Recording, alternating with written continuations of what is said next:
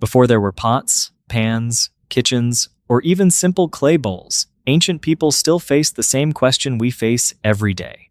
How do you turn food into something worth eating? Imagine a world with no metal, no stove, no oven, no boiling pot, and no safe place to store a meal for tomorrow. In front of you lies a piece of raw meat, a pile of tough roots pulled from the ground, a fish still smelling of river mud, and hard seeds that could break your teeth if you chewed them wrong. For early humans, food was never just food. It was a test of intelligence, patience, courage, and survival. Long before anyone shaped clay into a cooking vessel, our ancestors learned to use fire, stone, earth, leaves, smoke, and time. The first kitchen was not built inside a house. It was born beside a fire, beneath the ground, and inside the human imagination. For most of human history, cooking did not begin with tools. It began with a problem. Raw food could keep a person alive, but it was often difficult, dangerous, and exhausting to eat. Meat could be tough. Roots could be bitter or fibrous. Seeds could be hard. Fish could spoil quickly. Even when food was available, the body still had to work hard to chew it, digest it, and pull enough energy from it. For ancient people, every bite mattered, because every day demanded strength. They had to walk long distances, carry children, escape predators, gather plants, track animals, and survive cold nights with no guarantee of tomorrow's meal. This is why fire changed everything. Fire was not only warmth in the dark, it was a tool that made nature more generous. When food touched heat, it became softer, safer, and easier to digest. Meat could be torn apart more easily. Tough roots could become tender. Fish could lose its raw smell. Some plants that were almost impossible to eat raw could become useful after roasting or steaming. Cooking allowed ancient people to unlock more energy from the world around them. It turned survival from a constant struggle into something slightly more controllable. But the most powerful part of this story is not that ancient people cooked. It is that they cooked without the objects we now think are necessary. Today we imagine cooking as something that needs a pot, a pan, a stove, a kitchen counter, and a recipe. But early humans had none of these. They had open flames, hot coals, flat stones, animal skins, large leaves, tree bark, shells, pits in the ground, and their own memory of what had worked before. A piece of meat held over fire may have been one of the simplest meals. A root buried under hot ash may have been one of the first slow-cooked foods. A flat stone heated beside the flames may have become an ancient griddle. A hole in the earth filled with hot stones may have become an oven long before ovens had walls. In these moments, ancient people were not just eating. They were experimenting.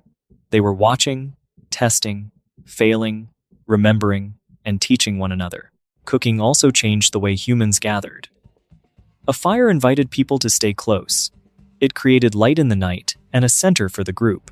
Around that fire, food could be shared, stories could be told, children could watch and learn, and knowledge could pass from one generation to the next.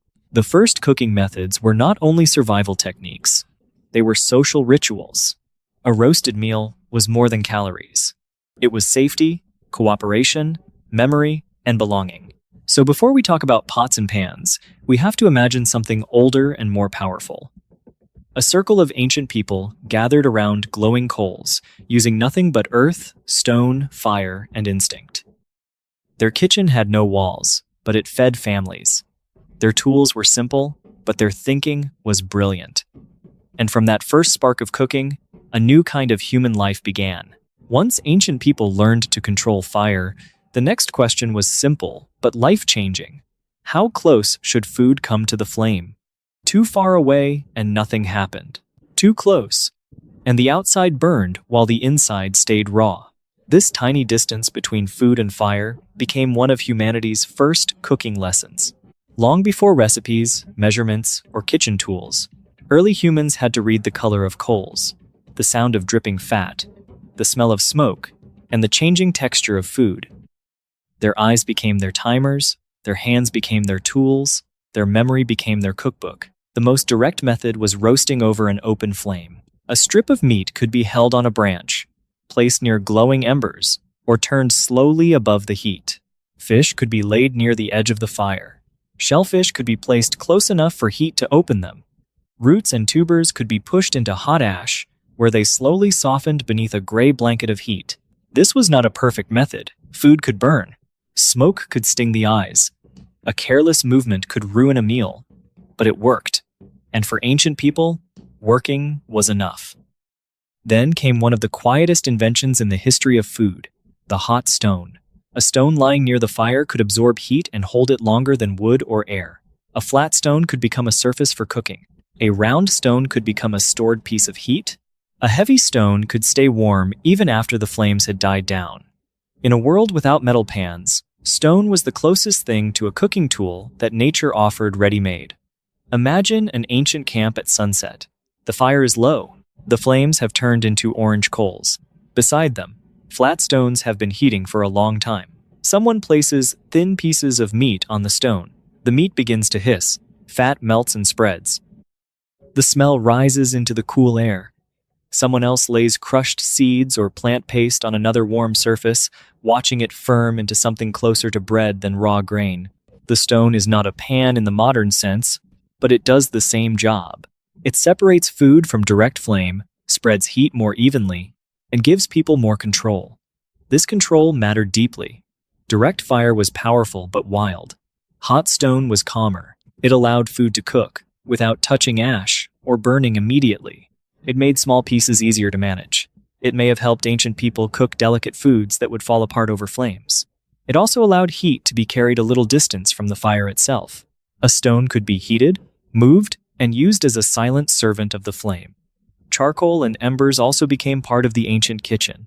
Unlike tall flames, embers give steady heat. A skilled cook could bury food under them, cover food beside them, or rotate food around them. This is where cooking became more than accident. It became knowledge. People learned that fresh flames were good for quick roasting, but glowing coals were better for slow heat. They learned that some stones cracked when heated, while others held together. They learned that wet wood smoked, dry wood burned faster, and certain leaves could protect food from burning. Leaves, too, became tools. Large leaves could wrap fish, meat, or roots before they were placed near hot ash. The leaf might burn on the outside, but inside, steam and moisture helped cook the food more gently. Clay, mud, or damp earth could serve a similar purpose. A fish, covered in wet clay and buried in coals, could cook inside its natural sealed chamber. When the clay hardened and cracked open, the food inside would be protected from direct flame, tender from trapped moisture, and flavored by smoke. This was cooking without a kitchen, but it was not primitive in the foolish sense. It required attention, experience, and imagination. Ancient people were learning how heat behaves. They were learning that fire is not one thing, but many things. Flame, smoke, ash, ember, stone, and stored warmth. Each form could do something different. Each form could transform food in a different way. Before pots and pans, the first cooking surfaces were the ground, the coal bed, the heated rock, and the wrapped leaf. These were not crude accidents. They were the beginning of culinary intelligence. Every time our ancestors chose a flat stone instead of direct flame, every time they moved food from fire to ash, every time they wrapped a root before burying it, they were taking another step away from simply surviving, and another step toward culture. But roasting was only one part of the ancient cooking story. The deeper mystery is this: how could people boil food before they had pots? Boiling seems impossible without a container that can sit over fire. Water spills out of hands. It soaks into the ground. It burns through baskets. It softens bark. It destroys many natural materials before the food is done. Yet ancient people found a brilliant answer.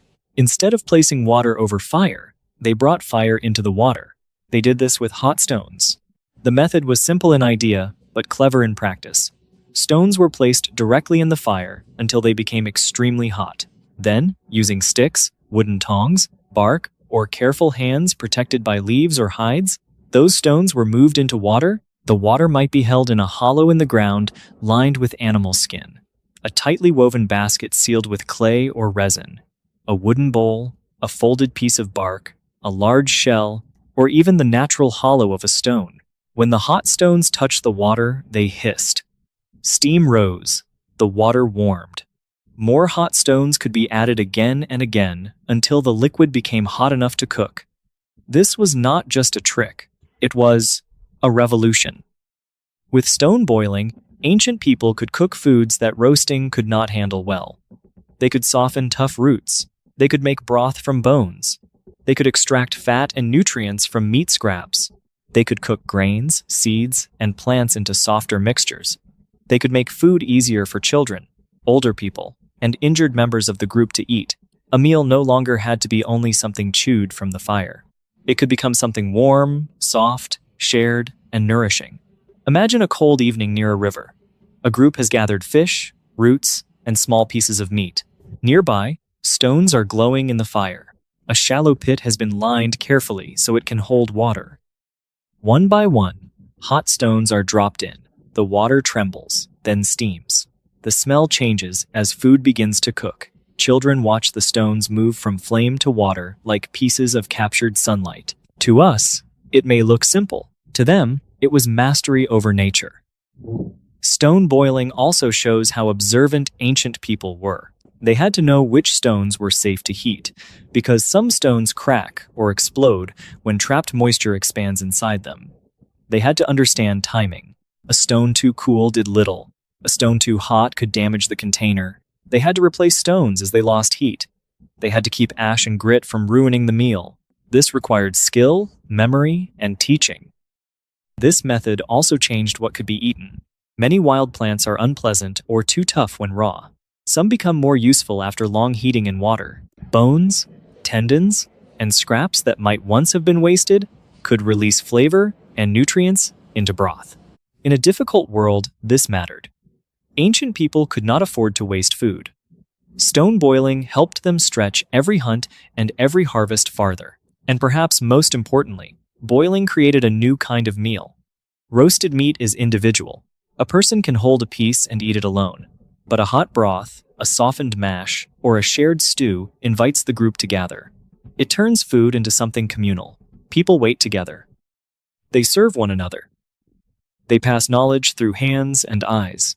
Long before the first clay pot sat above a flame, humans were already making meals that looked surprisingly familiar. Warm food, shared from one container, made possible by patience and fire. So the ancient kitchen was not limited by the absence of pots. It simply used different logic. Fire heated stone. Stone heated water. Water transformed food. And in that chain of simple steps, early humans discovered one of the most important truths in cooking. Heat does not need to touch food directly to change it. It can travel through stone, through water, through steam, and through time. The most impressive cooking method before pots and pans may have been the earth oven. It was not a pot, not a pan, and not a building. It was a hole in the ground, but in the hands of ancient people, that hole became a hidden kitchen. It could roast, steam, soften, and preserve heat for hours. In many ways, it was one of humanity's first slow cookers. The process began with preparation. A pit was dug into the earth. Stones were placed inside or heated separately in a fire. Wood burned down into coals, and the stones absorbed the heat until they became powerful stores of warmth. Then the food was placed inside, often wrapped in leaves, covered with grass, bark, damp plants, hides, or layers of earth. The pit was sealed, not to hide the food, but to trap heat and moisture. Once closed, the oven did its work slowly. The people could step away, repair tools, gather more food, watch children, or rest while the meal cooked beneath their feet. This method changed what cooking could be. Direct roasting demanded attention. Stone boiling required repeated action. But an earth oven allowed time itself to become part of the recipe. Tough meat could become tender. Hard roots could soften. Fibrous plants could lose their harshness. Large amounts of food could be cooked at once, enough for a family group or perhaps a larger gathering. The ground became a container. The stones became the heat source. The leaves became the wrapping. The earth became the lid. Imagine the scene. The sun is low. Smoke rises from a camp. A pit that was sealed hours earlier is opened carefully. Steam escapes first, carrying the smell of roasted meat, sweet roots, wet leaves, and warm soil. The group gathers closer. Children wait with wide eyes. Elders watch the younger ones uncover the food, making sure the old method is done correctly. This is more than dinner. It is inherited knowledge. It is a tradition older than written language. The earth oven also reveals something important about ancient survival. Early humans were not simply reacting to hunger. They were planning ahead. They understood delayed reward. They knew that some foods became better after long cooking. They knew how to use the landscape as a tool. A modern kitchen separates us from nature with metal, glass, electricity, and plastic. But the ancient kitchen was nature itself. Stone, soil, fire, water, wood, leaves, and patience. Before pots and pans, cooking was not less intelligent. It was more intimate with the world. Ancient people had to understand which wood burned best, which stones held heat, which leaves protected food, which roots needed long cooking, and how long a sealed pit could stay warm. Their knowledge was not written in books. It lived in repeated action, in memory, in smell, in touch, and in the careful teaching of children beside the fire. And this is the real message of the story. Human cooking did not begin with invention in the modern sense. It began with observation. Someone noticed that food dropped near a fire became softer. Someone discovered that hot stones could warm water. Someone learned that ash could cook a buried root. Someone realized that the earth itself could become an oven. Each discovery was small, but together, they transformed human life. So when we ask how ancient people cooked before pots and pans, the answer is not that they had nothing. They had fire, they had stone, they had soil, they had leaves, they had patience, and above all, they had imagination. Long before the first kitchen was built, long before the first metal pan shone in the light, our ancestors had already learned how to turn the wild world into a place where food could be shared, softened, and made meaningful. The first kitchen had no walls. The first oven had no door. The first pan may have been a stone. The first pot may have been a hole in the ground. But around those fires, beneath those stars, something deeply human was born. Not just cooked food, but community, memory, and the beginning of civilization itself.